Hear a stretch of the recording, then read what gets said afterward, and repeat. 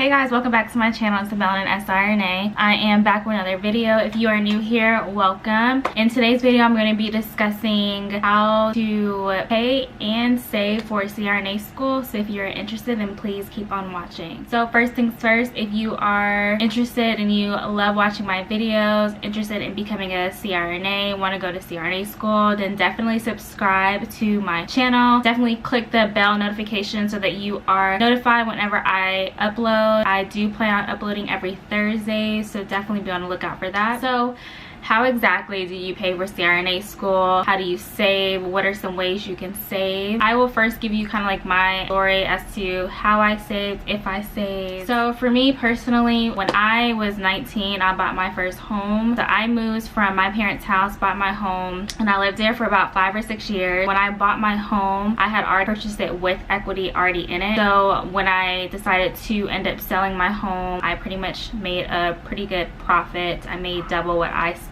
I came up with the decision to sell my home because originally I was going to just keep it while I was in school and kind of just rent it out, do an Airbnb, but I decided to just sell my home because I figured it would be a lot easier on myself to not have to fly back and forth to kind of make sure my house was still up to date, make sure my renters were satisfied. I feel like it was going to be just a lot less headache to just go ahead and just sell it. So I made the decision to just go ahead and sell my home. So when I sold my home, of course, we moved here to Maryland. My husband and I decided with the place that we were renting that we were just going to go ahead and pay the first year up front. So we did that, and then the rest of the money I basically saved majority of it, paid off some debt that I had, bills that I had, and just went from there. I do get student loans. For the federal portion of loans, you can only get a certain amount capped out every year. So I think it's about $20,000, and then they split that $20,000 into your 3 semesters. So because I am considered an out-of-state resident, I have to pay a lot more. So that federal, of course, does not cover my entire tuition. So I do have to take out grad loans, and the grad loans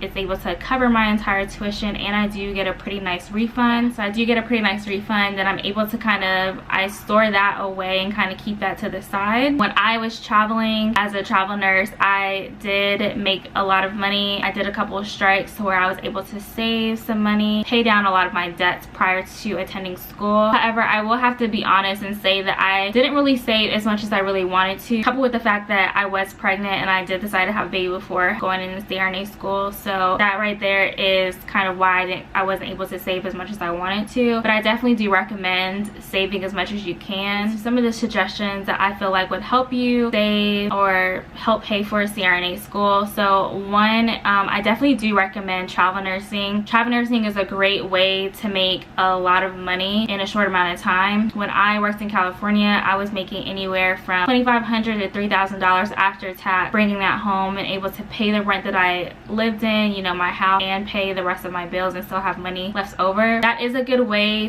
to save money. That also is a good way to pay off a lot of your debts as well. Another way to do so is strike nursing. Strike nursing is an amazing way to make a good chunk of money in a short amount of time. And I mean, short amount of time, I'm talking about within a week, 2 weeks. If you get lucky and get an open-ended strike, you can make anywhere from 6 figures, 5 figures, sorry, in a short amount of time. So I do have a dedicated video to strike nursing. I filmed that yesterday, so I will be uploading that pretty soon. But strike nursing is also a good avenue to make a lot of money in a short amount of time. Working. It is true that you are not supposed to work for the 3 years, and you honestly cannot work, especially when you start clinicals. You are required to work anywhere from 40 to 50 hours a week, and you'll be on call. So it is a little bit impossible to also throw in a work schedule in that. However, if you happen to be in a program that is didactic, meaning that you have that front loaded for your first year, it is possible to work. It is frowned upon, but I do know a couple of students that have worked, that are currently working PRN throughout their didactic portion. That also is possible. I know for me personally, during my breaks, I can work. I have this app called Medely. It is an app that basically sends you jobs in your area. A lot of it's just like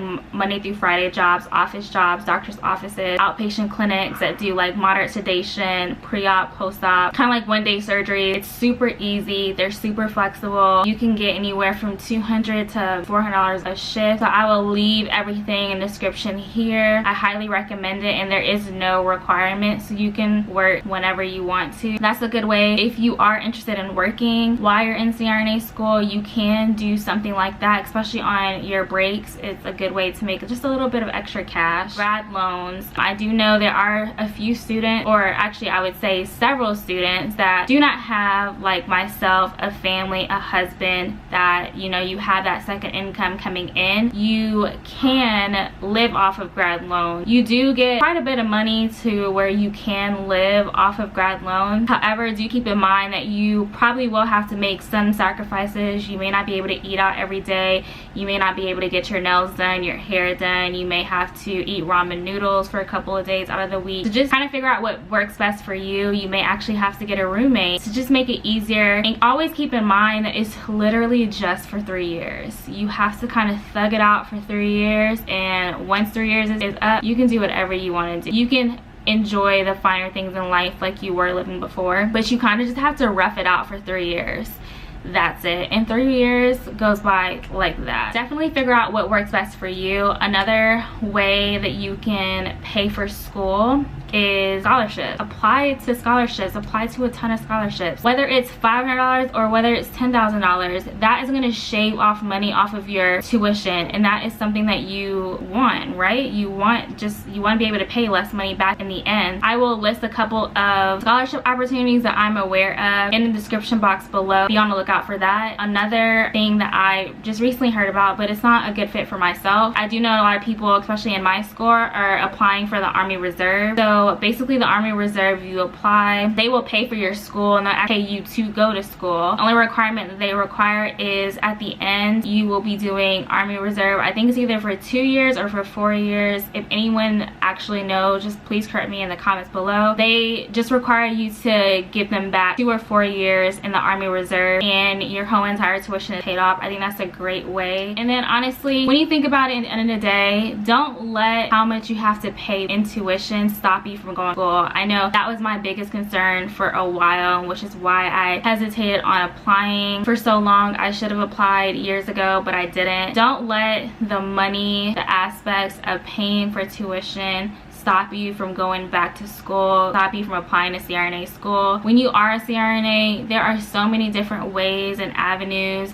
that you can go into to make the most amount of money. If you have to move somewhere that's paying you 3 times the amount versus somewhere else, definitely do that. There are different ways and different avenues. Being an independent provider will allow you to make the most money possible, and I will make a completely separate video about that because I had a question about how, you know, where you can find jobs, and are there jobs out there for CRNAs. There are definitely jobs out there for CRNAs. You will be able to pay it back. You're not going to be completely broke after, you know, you graduate. You will be able to pay your student loans and have money to play around with at the end. Definitely don't let the cost of tuition deter you from applying to school. Oh, another way that you can kind of save money is, I know it's not possible for everyone, it definitely wasn't possible for me, is try your best to either A, choose a school that's within your state, or B, if you know what school you are like die hard set on, try to establish residency ahead of time. Those would be 2 good ways to kind of save money, because paying out-of-state tuition is just